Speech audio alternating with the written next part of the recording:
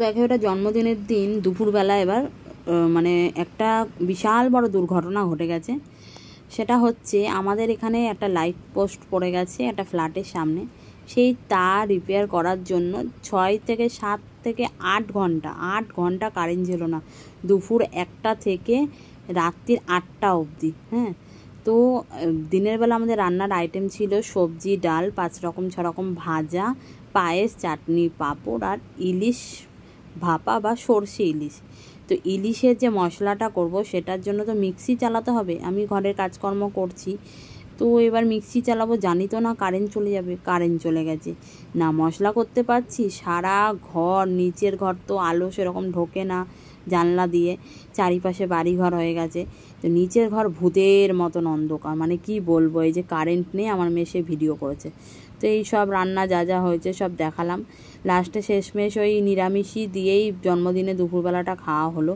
মানে খুবই বাজে ব্যাপার, রান্না বান্না তোড়জোড় সব করেও এই কারেন্ট যাওয়ার জন্য এই অবস্থা। লাস্টে তো আমার ফোনটা সকালে 70% চার্জ করা হয়েছিল, তো 70% চার্জ আমার আস্তে আস্তে তো শেষ হয়ে যাচ্ছে না। ভিডিও করা হচ্ছে, ভিডিও এডিটিং হচ্ছে, আরও সব ভিডিও ছাড়া হবে বলে ইউটিউবে। তো সেই কারণে আমার ফোনের চার্জ আস্তে আস্তে পুরো 4% হয়ে গেছে, 4%। এবার বিকেলবেলা আমাদের একটা জায়গায় যাওয়ার কথা ছিল, তো আরেকটা ভিডিওতে পাবে। আমাদের বার্থডে সেলিব্রেশনের জন্য আমাদের মানে রেস্টুরেন্টে খাওয়া দাওয়ার একটা নিমন্ত্রণ ছিল ওর ঠাকুমার তরফ থেকে। তো সেই কারণে সেখানে যাব বলে সব কিছু রেডি করলাম। কারেন্ট আসছে না, মোবাইলের টর্চ জ্বালিয়ে বাথরুমে আমাকে স্নান করতে হলো। মেয়ে আগে স্নান করে নিয়েছে। এই খাবার যে ডেকোরেশন করছি সব গুছিয়ে, এগুলো সব মোবাইলের টর্চ জ্বালিয়ে জ্বালিয়ে করতে হচ্ছে। মানে টর্চ জ্বালিয়ে সেই মানে এরকম করতে করতে মায়ের ফোনেরও চার্জ অর্ধেক হয়ে গেছে, আমাদের ফোনেরও তাই।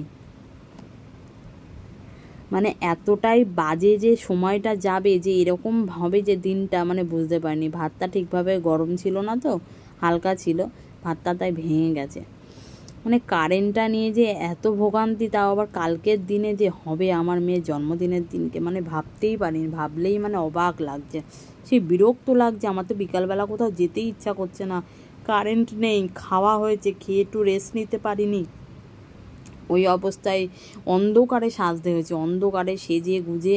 ওই গরমের মধ্যে চুল ভেজা, চুল শুকায়নি, চুল তো ছাড়তে পারছি না, পাখা চলছে না গরমের মধ্যে, এই অবস্থায় যেতে হয়েছে। মানে কি যে বাজে সময় গেছে, মানে বলে বোঝাতে পারবো না তোমাদেরকে। মানে কি যে মানে এতটাই বাজে সিচুয়েশান বা বাজে সময়। তো অনেক রাত হয়ে গেছে, তো ভয়েস দিচ্ছি এখন রাত্রি 2টো বাজে। এই যে ট্রেনের আওয়াজ হচ্ছে, বুঝতে পারছো।